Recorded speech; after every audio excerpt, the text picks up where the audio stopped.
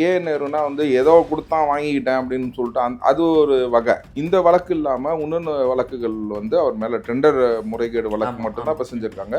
நான் இன்னும் 2-3 வழக்கு வந்து கே நேரு மேலே கூடிய சீக்கிரத்தில் பதிவாங்க. முறைகேட்டில் வந்து இது வந்து கட்சி நிதி அப்படின்ற போலலாம் மடைமாற்றம் செய்யப்பட்டு இல்லை, அது ஆக்சுவலாக வந்து அந்த பார்ட்டி ஃபண்டுங்கிறது இப்போ நம்ம ரொம்ப கேள்விப்படுற ஒரு இப்போ விஷயம் என்னன்னு கேட்டிங்கன்னா, எந்த டெண்டராக இருந்தாலும் முன்னாள் காவல் ஆணையர் அருணை நியமிக்கும் அவர் பொருளை எடுத்து அவனே கட்டுற போல இன்னைக்கு அவர் ஒரு லஞ்ச ஒழிப்புத்துறை அதிகாரியா இருந்து அவங்களே வந்து வழக்கு பதிவு செஞ்சிருக்கிறது. It is not only one person who can control director of vigilance and anti கரப்ஷன்னா, அதுக்கு கீழே வந்து எதுக்கு வந்து இவ்வளோ பெரிய டீம் இருக்குது, இவ்வளோ பேர் வேலை செய்கிறாங்க. மெரிபா பன்னீர் சோடா, ஐ ட்ரஸ்ட் மெரிபா. தமிழக அரசுக்கே வந்து சவாலாக இருக்கிற இந்த பாட்டில் பாலாஜி வந்து பார்த்தீங்கன்னா, வந்து தோல் உரிக்கப்படும் இந்த செந்தில் பாலாஜி வந்து கடைசியில் பாட்டில் தான் பொறுக்க போறாப்புல. நீங்கள் பார்த்தீங்கன்னா 18 ஹார்ட் டிஸ்க் காணா போயிருக்கு. அதோட சூழ்நிலையை நம்ம தேடப்படுவது இது எல்லாமே 1-to-1 கனெக்டட் தான். செந்தில் பாலாஜிங்கிறது ஹீ இஸ் அ பிக் கார்ட்டலுங்க, புரியுங்க. He is a structured criminal. Senthil Balaji என்ன சொல்றாருன்னா, இந்த கரண்ட் கட்டு பிரச்சனையை திசை மாற்றுறதற்காக தான் இந்த ஹார்ட் டிஸ்க் திருட்டு பிரச்சனையை எடுத்திருக்காங்கன்னு நினைக்கிறேன். ஏன்னா எடுத்தது அவர் தானே, அதனால தான் எடுத்திருக்காங்கன்றத அவரே சொல்லிட்டாரு. எத்தனை கேஸ்ல அவர் செந்தில் பாலாஜி உள்ளுக்குள்ள போறாருன்னு தெரியல. கரூர் சம்பவம் இருக்குது, அதுக்கப்புறம் வந்து எலக்ட்ரிசிட்டி போர்டு இருக்குது, டாஸ்மாக் இருக்குது. ஓகேங்களா, இந்த ஆர்கனைஸ்டு கிரைமை வந்து is a cancer to the Tamil Nadu. Reflect நேயர்களுக்கு வணக்கம். இன்று நாம் சந்திக்க இருக்கக்கூடிய சிறப்பு விருந்தினர் வழக்கறிஞர் ஆரோக்கிய சதீஷ் அவர்கள். சார் வணக்கம். வணக்கம் சார். திமுக ஆட்சி காலத்தில் நகராட்சித்துறை நிர்வாக அமைச்சராக இருந்த திரு KN நேரு மீது டெண்டர் மற்றும் பணி நியமன ஊழல் தொடர்பாக ஒரு 1010 கோடி ரூபாய் இடி வந்து வழக்கு பதிவு செஞ்சிருந்தது. இதற்கான ஆதாரத்தையும் தமிழக அரசு கிட்ட அனுப்பியிருந்தது. ஆனால் அவர் மீது எந்த ஒரு நடவடிக்கையுமே கடந்த ஆட்சி வந்து எடுக்கல. இப்போ மீண்டும் வந்து திரு விஜய் ஆட்சிக்கு வந்த பிற்பாடு அவர் மீது வழக்கு பதிவு செய்யப்பட்டிருக்கு. அடுத்து என்னவா சார் இந்த வழக்கு போகும்? இல்லை, இது ஆக்சுவலாக இது கடந்த ஆண்டே வந்து பார்த்தீங்கன்னா, கடந்த ஆட்சியில் வந்து பார்த்தீங்கன்னா, இது வந்து இவங்க வந்து இடி வந்து இது வழக்கு பதிவில்லைன்னு சொல்லிட்டு அதிமுக சேர்ந்த இன்பதுரை வந்து உயர்நீதிமன்றத்தில் வழக்கு தொடர்ந்தார். அதை ஒட்டி வந்து பார்த்தீங்கன்னா டைரக்ஷன் கொடுக்கப்பட்டது, எஃப்ஐஆர் ரெஜிஸ்டர் பண்ணுங்கன்னு சொல்லிட்டு. அதுக்கு மேலே அவங்க பண்ணாதனால கண்டெம்ட் பெட்டிஷன் கூட அவர் ஃபைல் பண்ணாரு. ஓகேங்களா, கண்டெம்ட் பெட்டிஷன் ஃபைல் பண்ணி அதுக்கப்புறம் எலெக்ஷன் வந்ததுனால அது வந்து நிலுவையில் ஆயிடுச்சு. இப்போ வந்து நம்மளோட தளபதி விஜய் தலைமையில் ஆட்சி அமைஞ்ச பிறகு இப்போ வந்து அந்த எஃப்ஐஆரை கோர்ட் டைரக்ஷன் படி செஞ்சிருக்காங்க. அதை தான் நம்ம சொல்ல முடியும். பிளஸ் இன்னொன்று வந்து இந்த வழக்கு இல்லாமல் இன்னொன்று வழக்குகள் வந்து அவர் மேலே டெண்டர் முறைகேடு வழக்கு மட்டும்தான் இப்போ செஞ்சுருக்காங்க. நான் இன்னும் 2-3 வழக்கு வந்து கே நேரு மேலே கூடிய சீக்கிரத்தில் பதிவாங்கன்னு சொல்லிட்டு நான் எதிர்பார்க்குறேன். இந்த வழக்கில் வந்து யார் சார் சிக்குவாங்க? ஏன்னா இந்த முறைகேட்டில் வந்து இது வந்து கட்சி நிதி அப்படின்ற போலலாம் இது மடைமாற்றம் செய்யப்பட்டு இல்லை, அது ஆக்சுவலாக வந்து அந்த பார்ட்டி ஃபண்டுங்கிறது இப்போ நம்ம ரொம்ப கேள்விப்படுற ஒரு இப்போ விஷயம் என்னன்னு கேட்டிங்கன்னா, எந்த டெண்டராக இருந்தாலும் பார்ட்டிக்கு ஒரு அமௌண்ட்டை வந்து எல்லா டெண்டர்லையும் வந்து கொடுத்துருக்காங்க. ஓகேங்களா, 4%, 5% சொல்லிட்டு 7.5% வரைக்கும் இந்த வழக்கில் பொறுத்த வரைக்கும் 7.5% வரைக்கும் வந்து டெண்டர் வந்து பார்ட்டி ஃபண்டாக கொடுத்துருக்காங்க. அந்த பார்ட்டி ஃபண்டை யார் ரிசீவ் பண்ணியிருக்கா அப்படின்னு கேட்டிங்கன்னா மன்னராட்சி குடும்பம் தான். ஓகேங்களா, மன்னராட்சி குடும்பம் வந்து அந்த பார்ட்டி ஃபண்டை வந்து ரிசீவ் பண்ணியிருக்கான்ற நிலைமையில there also will be roped into this case அப்படிங்கிறது தான். ஏன்னா இது இனிஷியலாக வந்து எஃப்ஐஆருங்கிறது ஃபர்ஸ்ட் இன்ஃபர்மேஷன் ரிப்போர்ட். நெக்ஸ்ட் இதில் விசாரணையில் வந்து சார்ஜ் ஷீட் போடப்படும். அதில் வந்து இவங்களும் வந்து ரோப்பின் ஆவாங்கிறது தான் என்னோட கருத்து. தொடர்ந்து வந்து அமலாக்கத்துறை இவங்களுக்கு வந்து இந்த அரசுக்கு கடந்த அரசுக்கு வந்து 2 முறை கடிதம் அனுப்பியும் இவங்க வழக்கு பதிவு செய்யல அப்படின்ற போல குற்றச்சாட்டு இருந்தது. ஸோ இதனால வந்து அப்போது இருந்த அதிகாரிகள் மீது ஏதாவது நடவடிக்கை பாயுமா? இல்லை, அப்போலேருந்து அதிகாரி தான் ஏற்கனவே டேவிட்சன் ஆசீர்வாதம் தான் இருந்தார். அப்போ வந்து இது வந்து டேவிட்சன் ஆசீர்வாதம் அவர் ஏற்கனவே வந்து அவர் ஆம்பினுக்கு போட்டீங்க. இதுக்கு மேலே நடவடிக்கை அவர் மேலே என்ன எடுக்க முடியும்? அவர் ஏற்கனவே இப்போ வந்து அவர் டிரான்ஸ்ஃபர் பண்ண இடம் வந்து பார்த்தீங்கன்னா ஒரு பனிஷ்மெண்ட் போஸ்டிங் மாதிரி தான், ஃபார் யுவர் இன்ஃபர்மேஷன். ஏன்னா அவ்வளோ பெரிய ஒரு director of vigilance and anti corruption இருந்தவர் வந்து லா அண்ட் ஆர்டருக்கு அவரை போடணும், திமுக அரசு அமைஞ்சிரும், அவரே தூக்கி வந்து லா அண்ட் ஆர்டருக்கு போகணும்னு நினச்சாங்க. நான் அதுக்கு முன்னாடியே சொன்னேன், இது நீங்கள் நினைக்கிறது கனவில் கூட நடக்காது அப்படின்னேன். அதே மாதிரி வந்து பார்த்தீங்கன்னா அது கனவில் கூட நடக்கலை. இப்போ அவர் வந்து விஜிலன்ஸில் தான் இருக்கிறார். சார் அதே போன்று முன்னாள் காவல் ஆணையர் அருணை நியமிக்கும் போது விஜய் வந்து தவறான முடிவை எடுத்துட்டாரு அப்படின்ற போல பல்வேறு குற்றச்சாட்டுகள் வைக்கப்பட்டது. இப்போ வந்து அவர் பொருளை எடுத்து அவனே கட்டுற போல இன்னைக்கு அவர் ஒரு லஞ்ச ஒழிப்புத்துறை அதிகாரியா இருந்து அவங்களே வந்து வழக்கு பதிவு செஞ்சிருக்கிறதா, இந்த முடிவை எப்படி பாக்குறீங்க? இல்ல அது ஆக்சுவலா வந்து இது வந்து அதிகாரிகள் வந்து வந்து பார்த்தீங்கன்னா, என்ன வந்து அரசு என்ன சொல்லுதோ அதை வந்து அதிகாரிகள் கட்டுப்படுவார்கள்.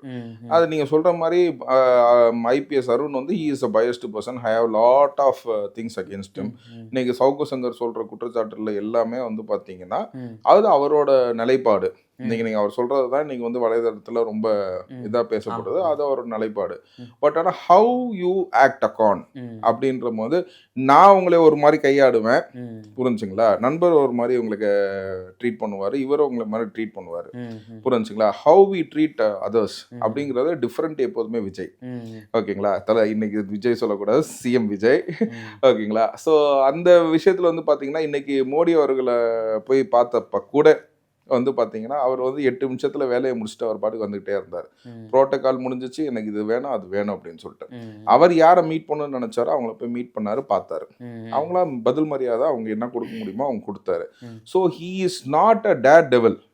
அவர் CM is not a daredevil. அதுதான் நான் எப்போதுமே பதில் செய்வேன். இப்போ டேர் டெவல்னா என்னன்னு கேட்டிங்கன்னா அடித்தோம் எடுத்தோம் கவுத்தோன்னு சொல்லி இது பண்ணுவாங்க. ஓகேங்களா? He is a very composed man, he is a go getter. ஓகேங்களா? அவருக்கு என்ன சாதிக்கணுமோ அதை சாதிச்சிருவார். அதுதான் கோ கெட்டரும்பாங்க. So I feel that is my opinion is CM Vijay is a go getter. அவர் எல்லாத்தையும் சாதிப்பார். சார் தொடர்ந்து இன்னொரு குற்றச்சாட்டு என்ன வைக்கப்படுதுன்னா, இது வந்து இது மேம்போக்கான வழக்கு பதிவாக தான் இருக்கும். அதே போன்று ஏன்னா வந்து அருண் அவர்கள் வந்து அவருடைய ஆள் தான், திமுகவுடைய ஆள் தான் அப்படின்ற போல இன்னொரு குற்றச்சாட்டு வைக்கப்படுது. அவர்கிட்ட இருந்தா இந்த வழக்கு வந்து சரியா நடைபெறுமா? இப்போ வழக்கு பதிவு செய்யப்பட்டிருக்கிறது சார். இது வந்து it is not only one person who can control director of vigilance and anti கரப்ஷன்னா அதுக்கு கீழே வந்து எதுக்கு வந்து இவ்வளோ பெரிய டீம் இருக்குது, இவ்வளோ பேர் வேலை செய்கிறாங்க, புரிஞ்சுங்களா? All this things are there. And இப்போ வந்து ஒரு அமைச்சர் மேலே நீங்கள் பண்ணுறீங்கன்னா சாங்ஷன் ஆஃப் ப்ராசிக்யூஷன் இந்த மாதிரி பல விஷயங்கள் இருக்குது.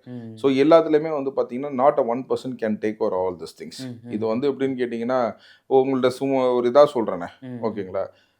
இன்னைக்கு பிரியாணி மாஸ்டர் வேணால் அருணா கூட நீங்கள் நினச்சிக்கலாம். ஓகேங்களா? நீங்கள் பிரியாணி மாஸ்டர் கல்யாண ஆர்டர் கொடுத்துருக்கு யாருன்னு பார்க்கணும், அவர் கீழே வேலை செய்கிறவங்க யாருன்னு பார்க்கணும், பாத்திரம் பண்ணுறோன்னா கரெக்டாக இருக்கான்னு பார்க்கணும். அந்த மாதிரி ஒரு விஷயத்த வந்து ஸோ ஒன் பர்சனை வச்சு நீங்கள் தயவு செய்து வந்து யோசிக்கக்கூடாது. ஏன்னா government is an IPS officer too, புரிஞ்சுங்களா? கவர்மெண்ட் வந்து knows where to place whom அப்படின்றத வந்து கரெக்டாக தெரிஞ்சிருக்கும்.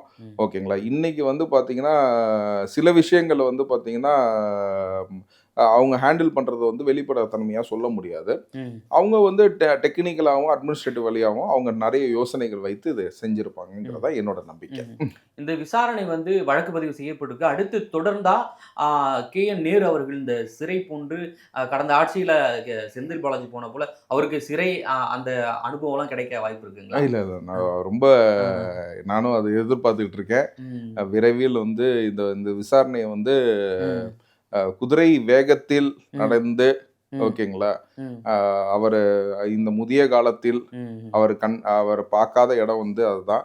அதில் வந்து அவரை வந்து வச்சு அழகு பார்க்கணுங்கிறது, கவர்மெண்ட் செலவில் அவருக்கு ஒரு ரூம் கொடுக்கணுங்கிறது என்னோட ஆசையும் கூட.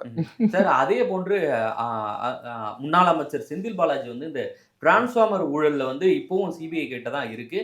இந்த விவகாரத்தில் அண்மையில் கூட தாவேகா ஆட்சிக்கு வந்த பிற்பாடு ஒருத்தவரை வந்து பணியிட மாற்றம் ஏதோ செஞ்சிருக்காங்க. காசி என்பவர் இந்த மின்துறையில ஏதோ சம்திங் ஊழல் செஞ்சிருப்பதா சொல்லி அவரையும் மாத்திருந்தாங்க. ஸோ அந்த வழக்கும் சிபிஐயில் இருக்கு. அடுத்து இந்த ஃபைலும் தோண்டப்படுமா இதற்கு அடுத்து? இல்லை, கண்டிப்பாக தோண்டப்படும். தோண்டப்படுறதுனால தான் நீங்க பார்த்தீங்கன்னா 18 ஹார்ட் டிஸ்க் காணா போயிருக்கு. அதோட சூழ்நிலையை நம்ம தேடப்படுவது. இது எல்லாமே 1-to-1 கனெக்டட் தான்.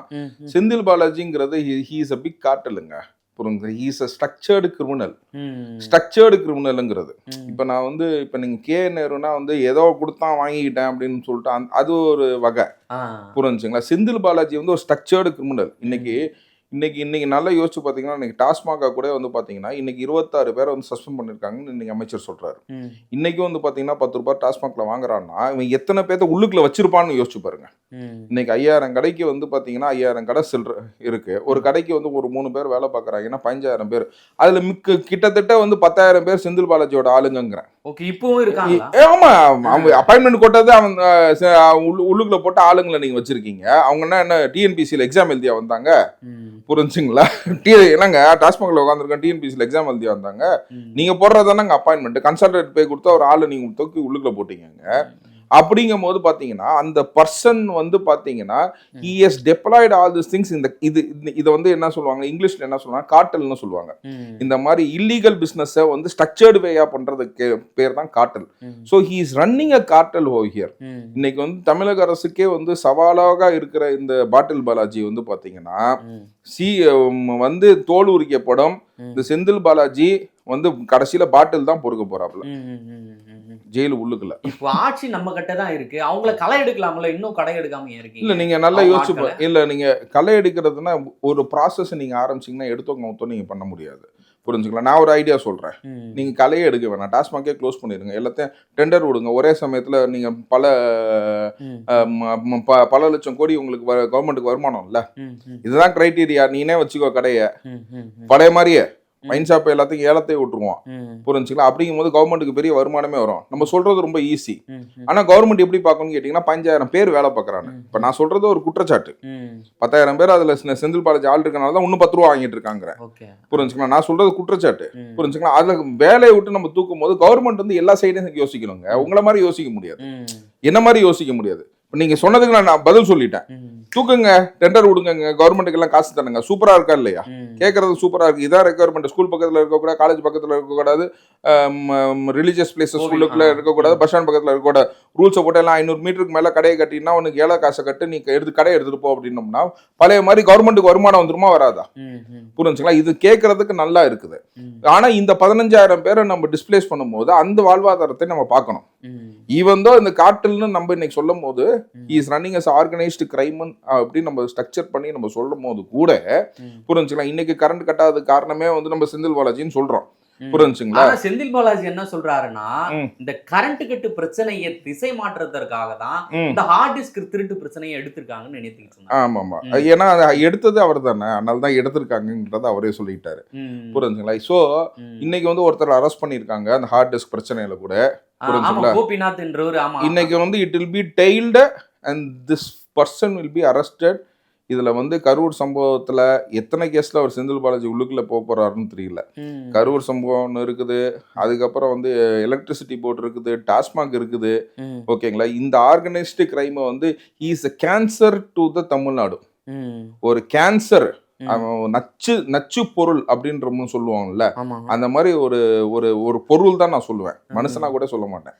ஆட்சியை விட்டு போன பிற்பாடும் அந்த மின்வாரியத்துறையில அவருடைய செல்வாக்கு இருக்கு. அப்புறம் வந்து இந்த திருட்டு வழக்குல முழுமையா அவர் ஈடுபட்டு இருக்காருன்னு நீங்க சொல்றீங்களா? இல்ல கண்டிப்பாக நான் தான் சொல்றேன். ஏன் இதுல என்ன டவுட் இருக்கு? நீங்க சந்தேகப்பட்டாதானங்க நீங்க எஃப்ஐஆர் போட முடியும். நீங்க சந்தேகப்படாம நீங்க எப்படி எஃப்ஐஆர் போட போறீங்க? உங்க கோணத்துல நீங்க வந்து என்னன்னு கேட்டீங்கன்னா, ஒரு விஷயம் நம்ம ஃபர்ஸ்ட் இன்ஃபர்மேஷன் நமக்கு வர விஷயத்துல நீங்க அந்த ஹார்ட் டிஸ்க் திருடுனதுனால யாருக்கு லாபம்? யாருக்கு லாபம்? இந்த டேட்டாஸ்னா வெளியில போக கூடாதுன்னு நினைக்கிறதுல யாருக்கு லாபம்? இன்னைக்கு வந்து இன்னைக்கு அமைந்திருக்கு சிஎம் விஜய் ஆட்சிக்கு வந்து லாபமா? கிடையாது. இப்பதான் வந்திருக்காங்க. சோ இதுல ஊழல் செஞ்சது எல்லாமே செஞ்சது இந்த இந்த இந்த டாக்குமெண்ட்ஸ் எல்லாத்தையுமே அபகரிக்கிறது யாருன்னு கேட்டீங்கன்னா யாருக்கு லாபம்னு பாத்தீங்கன்னா இது Senthil Balaji. So he is a suspect. அதனாலதான் எஃப்ஐஆர் போட்டு நீங்க விசாரிக்கணும். புரிஞ்சுங்களா? சோ நம்ம ஃபர்ஸ்ட் எழுதும் போது என்னன்னா A1 செந்தில் பாலாஜி எழுதி தான் நீங்க விசாரிக்கணும் வேணா சொல்லுவேன் நான். புரிஞ்சுங்களா? இது எதுக்காக நீங்க திருடணும் அப்படிங்கும் போது நீங்க யோசிச்சீங்கன்னா அந்த லைன்ல செந்தில் பாலாஜி பேர் கண்டிப்பா இருக்கும் அப்படிங்கறத நான் உறுதியாவே சொல்றேன். தொடர்ந்து அவர் மீதான பல்வேறு குற்றச்சாட்டுகள் வைக்கப்படுது. இதுக்கு அடுத்து வந்து ஏற்கனவே அவர் மீது பல்வேறு வழக்குகளும் இருக்கு. இந்த வழக்கு எப்படி போகும்? அதே போன்று இவர் மீது, ஏன்னா வந்து அதிமுக பொதுச் செயலாளர் இவர் மீது இந்த வழக்குல வந்து சிபிஐ விசாரிக்கணும் அப்படின்ற போலயும் சொல்றாரு. தொடர்ந்து இதுலயும் சிபிஐ உள்ள வருமா? இல்ல ஆக்சுவலா இப்ப தமிழக அரசு நம்ம இப்ப வந்து முன்னாடி சிபிஐ விசாரிக்கணும்னா முன்னாடி கவர்மெண்ட் மேல யாருக்கும் நம்பிக்கை கிடையாது. நீங்க எடுத்தீங்கன்னா அண்ணன் ஆம்ஸ்ட்ராங் வழக்கு போல வந்து பாத்தீங்கன்னா முன்னாடி வந்து பொற்கொடி ஆம்ஸ்ட்ராங் அவர்கள் சிபிஐ கேட்டாங்கன்னா தமிழக அரசு மேல நம்பிக்கை இல்லாம கேட்டாங்க. புரிஞ்சுங்களா? அப்படிங்கும் போது இன்னைக்கு வந்து எல்லாத்துக்குமே வந்து தமிழக அரசு கண்டிப்பா வந்து இதை தூக்கி உள்ளுக்குள்ள வைக்கும்ன்ற நம்பிக்கை மக்களுக்கே இருக்கு. அப்படிங்கும் போது வந்து பாத்தீங்கன்னா ஆட்சியாளர் மேல இன்னைக்கு இருக்க சிஎம் விஜய் மேல எல்லாத்துக்குமே அரசு மேல எல்லாத்துக்குமே நம்பிக்கை இருக்கு. அப்படிங்கும் போது இந்த அரசு வந்து கண்டிப்பாக தூக்கி அவங்களை தூக்கி உள்ளுக்குள்ள வைக்கும் அப்படிங்கறது சார்ஜ் ஷீட்டை நல்ல ஒரு டிஃபைன்டு சார்ஜ் ஷீட்டா போடுவாங்க, பர்ஃபெக்ட் சார்ஜ் ஷீட்டா போடுவாங்க. நான் இன்னும் என்ன சொல்றேன்னா, அவங்கள செந்தில் பாலாஜி கேஸ்ல பாத்தீங்கன்னா அந்த பஸ் கண்டக்டர் வேலை நான் வாங்கி கொடுக்குறேன்ற அதுல என்னன்னு கேட்டீங்கன்னா சார்ஜ் ஷீட் போடும் போது பாத்தீங்கன்னா 2000 பேருக்கு போட்டாங்க சார்ஜ் ஷீட். இப்போ 2000 பேருக்கு நீ சார்ஜ் ஷீட் போட்டீங்கன்னா அது ஏற்றி விசாரிக்கிறதுக்குள்ள செந்தில் பாலாஜி கண்டிப்பா உயிரோட இருக்கிறதுக்கான வாய்ப்பே கிடையாது. என்ன விசாரிச்சீங்கன்னா 120 வயசு 125 வயசு இருக்க வரைக்கும் அவர் உயிரோட இருந்தால் தான் நீங்க விசாரிச்சு முடிக்க முடியும். ஏன்னா 2000 பேருக்கு நீங்க நோட்டு சர்வ் பண்ணி 2000 பேர்த்த ஏற்றி 2000 பேருக்கு நீங்க புக்கு சர்வ் பண்ணி சார்ஜ் ஷீட்டை சர்வ் பண்ணி 2000 பேர்த்த விசாரிச்ச பிறகுதான் நீங்க தண்டனை கொடுக்க முடியும். அப்படி நீங்க தண்டனை கொடுக்கணும்னு நினைச்சீங்கன்னா ஒரு 125 வயசு வரைக்கும் செந்தில் பாலாஜி உயிரோட இருப்பாருன்னா தான் உள்ளுக்குள்ள போக முடியும். சோ இந்த சார்ஜ் ஷீட்டை போட்டது யாரு அப்படின்னு கேட்டீங்கன்னா தமிழக அரசு. புரிஞ்சுங்களா? இந்த மாதிரி வேலைகளை வந்து இப்போது நம்ம தற்போதைய இருக்க தமிழக அரசு செய்யாது. அவருக்கு வந்து கரெக்டா வந்து யாரை டெஃபைன் பண்ணி என்ன போட முடியும், இந்த குறுகிய காலத்துல எப்படி தண்டனை வாங்கி கொடுக்க முடியுங்கிறது டைரக்டர் ஆஃப் ப்ராசிக்யூஷனோட அவங்களுக்கு நல்ல கலந்துரையாடலை செஞ்சு கண்டிப்பாக வந்து அவருக்கு தண்டனை வாங்கி கொடுப்பாங்கிற நம்பிக்கை எனக்கு இருக்கு. தொடர்ந்து ஊழல் பட்டியலில் KN நேரு, செந்தில் பாலாஜி அது போன்ற பல்வேறு முன்னாள் அமைச்சர்கள் இருக்காங்க. இது குறித்த ஃபைல்ஸ் எல்லாம் மீண்டும் தோண்டப்பட இருப்பதாக செய்திகள் வெளியாகிறது. அதுக்கு முன்னுதாரணமா KN நேரு அவருடைய வழக்கு வந்திருக்கு. இப்போ இதெல்லாம் எப்படி வந்து திமுக சமாளிக்க போது, முன்னாள் முதலமைச்சர் ஸ்டாலின் எப்படி எதிர்கொள்ள போறாரு இந்த பிரச்சனைகள்? அவரே ஃபர்ஸ்ட் உள்ளுக்குள்ள போவாரு. எங்க பார்ட்டி ஃபண்ட் வாங்கி அவர் தானே அவர் போட்டுக்கிட்டாருங்க. அறிவாலயத்தை சீஸ் பண்ணணும், அறிவாலயத்தை நீங்க வந்து லாக் பண்ணணும். புரிஞ்சுங்களா? அறிவாலயத்தை நீங்க லாக் பண்ணணும். பார்ட்டி ஃபண்ட் எங்க வந்துச்சு? அறிவாலயத்துக்கு தானே வந்துச்சு. ஒருத்தங்க கொடுத்த காசு வந்து அங்க அக்கௌண்ட்ல போயிருக்குல்ல. அக்கௌண்ட்ல கொடுக்குற காசு நான் பார்ட்டி ஃபண்டுன்னு போட்டு வாங்கினாங்களா? மிரட்டி வாங்க விட்டது தானே. இன்னைக்கு வந்து என்ன சொல்றாப்ல, இன்னைக்கு ஒண்ணுமே இல்லைங்க. இன்னைக்கு நம்ம வந்து சார்லஸ் மார்டின் பாண்டிச்சேரி எம்எல்ஏ அவர் 500 கோடி ரூபாய் கொடுத்தாரு. நான் ஏன் கொடுத்தேன்னு சொல்லுங்க. எங்களுக்கு லாட்டரி பிசினஸ் கொடுக்குறேன்னு சொல்லி பார்ட்டி ஃபண்டா 500 கோடி வாங்கினாரு. நான் அப்படின்றத உண்மையா இன்னைக்கு உடச்சு சொல்றாரு. இந்த மாதிரி லாபி பண்ற வேலை இது வந்து நம்ம வேலையை வச்சு சம்பாதிக்கிற காசு. இது வந்து அரசாங்கத்தை வச்சு நீங்க சம்பாதிக்கணும்னா இது உங்க உழைப்பை வச்சு, அதாவது துஷ்பிரயோகம்னு சொல்லுவாங்க. உழைப்பை வந்து திருடுறது, அதிகாரத்தை வந்து துஷ்பிரயோகம் சொல்லுவாங்க. அந்த மாதிரி ஒரு வேலையை செஞ்ச திமுக அரசு கூடிய விஷயத்துல ஒட்டுமொத்த திமுக கும்பலுமே உள்ளுக்குள்ள போகுங்கிறது தான் என்னோட. மிக்க நன்றி சார், நேரில் வந்து பல்வேறு தகவலை பகிர்ந்தமைக்கு. Thank you. Meriba Paneer Soda. I trust Meriba.